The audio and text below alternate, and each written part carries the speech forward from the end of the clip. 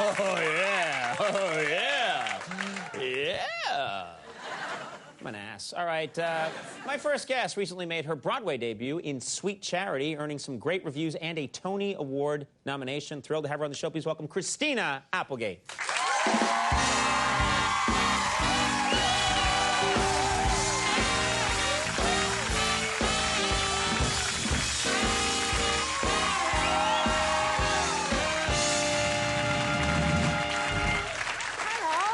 For a second, I thought you were turning to walk right back out again. That's what it looked like to me. I'm so over you right now. Yeah, well, that's what happens. Thanks for being here. Oh, I'm so happy to be here. I haven't been here in so long. I've missed you terribly. I know you have. I know you Hard to resist. I'm all man. This got awkward real fast. Now, you don't normally live in New York City, but you've been living in New York for a little while now. About 7 months. 7 months working on this play. Do you feel like you're getting used to the New York City rhythm? Are you out there riding the subways? I am. I love it here. I love the subway. I have this weird fetish with the subway. That the smell, for some reason, it's kind of erotic to me in some really strange way. Well, that just couldn't be true. Nothing like urine, yeah. The hot weather. Hey, I'm a gal for urine, you know what I'm saying? Wow! That's gonna show up in the tabloids. I love that song. I'm sure it has before. Now, so you're riding the subways. You find that all kind of really it's something about it. You know what? I jest. It's not really erotic to me. It's just when I was a little girl, I used to come here all the time, and there was something about getting off the train and sort of the smell and knowing that I was in New York City, and that was very exciting for me. So right. The smell is like a sense memory of excitement. The stepping over a homeless guy. Yes, it's all stepping just over the homeless guy. all just fun for you. One of my first memories of coming to New York when I was a little girl was exactly that, stepping over this homeless man who was laying there all wrapped up, and he was singing, "Can you tell me how to get to Sesame Street?" And I was like, that's my favorite show, too. Really? He was singing that? My mom didn't let me sit down and talk to him about it. Wow. I really wanted to get into, you know, and that man's name was Max Weinberg. Yes. Good to see you again, Max. Now, you're doing 8 shows a week now. 8 shows, yes. Which is a lot. And I would think that when you do that many shows in a week, I mean, we just do 1 week. We don't even work on the weekends, but you're doing 8. I got to think that you almost lose touch with reality, because do you know what's even going on in the outside world? I don't know what's going on at all. I mean, I probably should turn on the television and watch the news, because it makes for very embarrassing conversations when you don't really know what's going on in the world. Right. Which, by the way, I segue into my story. I was... As if there was a pre-interview.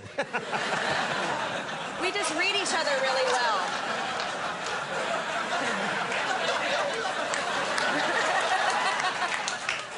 Wait, what am I supposed to say? You're the best lover... No. Here's a very embarrassing example of how much I don't know what's going on in the world. I was doing a Nightline interview, very, very... very high class, with Jeff Goldblum and John Lithgow. Really very intelligent, amazing men, you know, well-spoken, very, you know. And we were talking about Broadway, and it was supposed to be this interview, this intellectual discussion of, you know, stars coming to Broadway and everything. The future of the stage and all that. Yeah. This is how out of touch with reality I am. They start talking about the Deep Throat situation. That it just happened that day, so give me a little bit of credit. They leaked the identity of Deep Throat. I literally was like, why are we going into porn? Wait, you're on Nightline? They asked on Nightline. Yeah. They asked me about it, and I was like, well, I was a little young to watch stuff like that, you know. I don't even know. I had no idea what they were talking about. And then I went home that night, and I turned on the television, and I was like, I want to shoot myself right now. Right. So, yeah. That's not good. That's not good. The intelligent conversation about, you know, well, now you've briefed yourself on the whole Watergate. Okay. Now you know. Now you know. That's Couldn't they have given him a different name so as not to confuse people?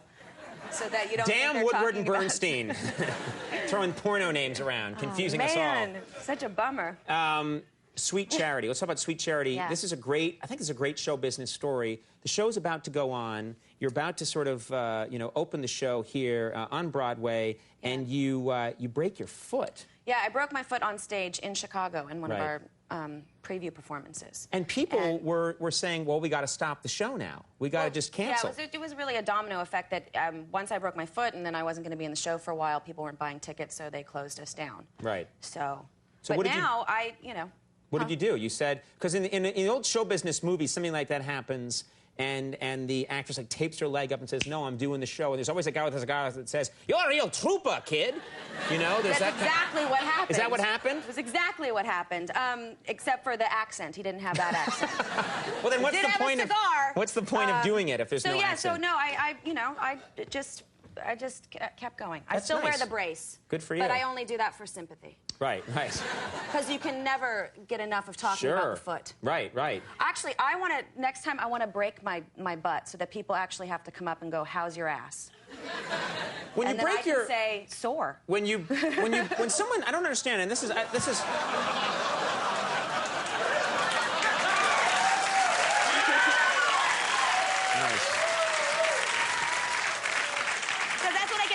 I get, how's the foot? How's the foot? About 100 times a day. Right. I want to mix it up. I don't want to. This is probably How's your ass? huge waste of time. Good.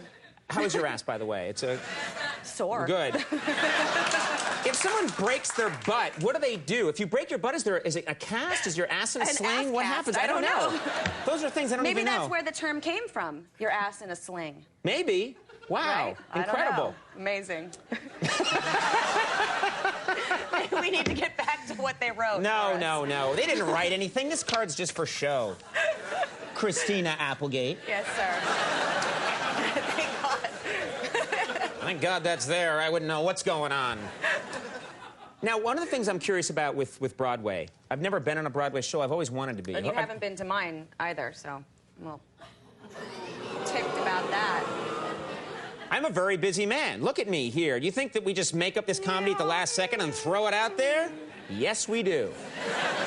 But I'll get to the show. Okay. You'll see. I'll get to the show. I don't get out much. I know you will. If I went to the show, I'd get mobbed, and the crowd would be like, "Oh my God, there he is!" And you know what I mean? It would be like Beatlemania. But anyway, you don't want that. You want the audience focused. Yeah. Don't laugh at that. That's sad. I'm sorry. But here's my question about it. There's these famous matinee shows on Broadway where a lot of elderly people come. And I'm curious, what's that like? I mean, what's it like when the whole crowd is in their 70s and 80s? We know that this is what it's going to be like. And we have this lovely stage manager named Steven who always stands with me before I go out. And he always says, it's a matinee. They laugh on the inside. And that's so I remember that they're not really going to laugh at anything. They don't laugh as much on the inside. Right. Well, because they could get hurt if they laugh.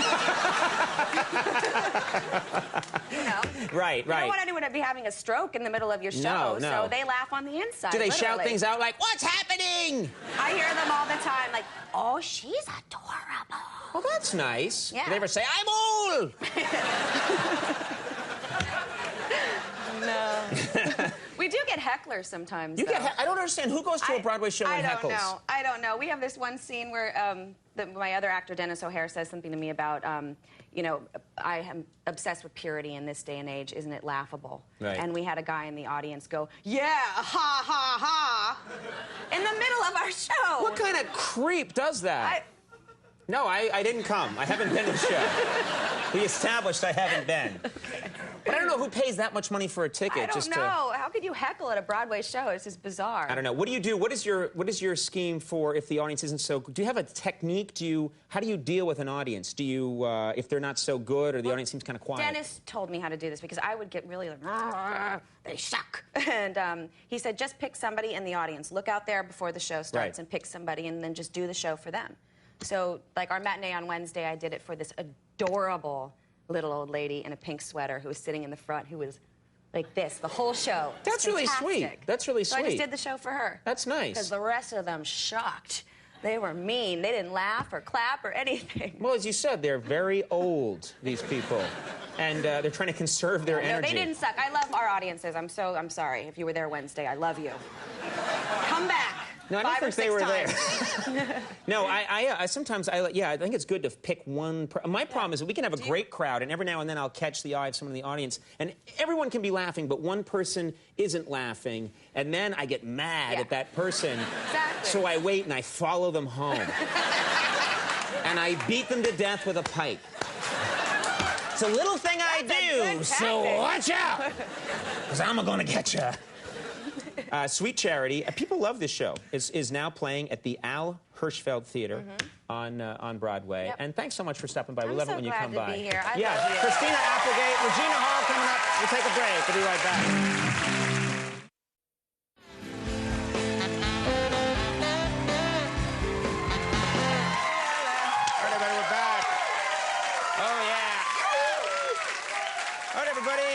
Fine show tonight. Stay tuned next week. We got some great guests coming up. Oh, wow, some great shows. Pamela Anderson going to be here, Rudolph Giuliani, Heather Locklear, Paul Giamatti, Hilary Duff, much, much more. So watch those shows.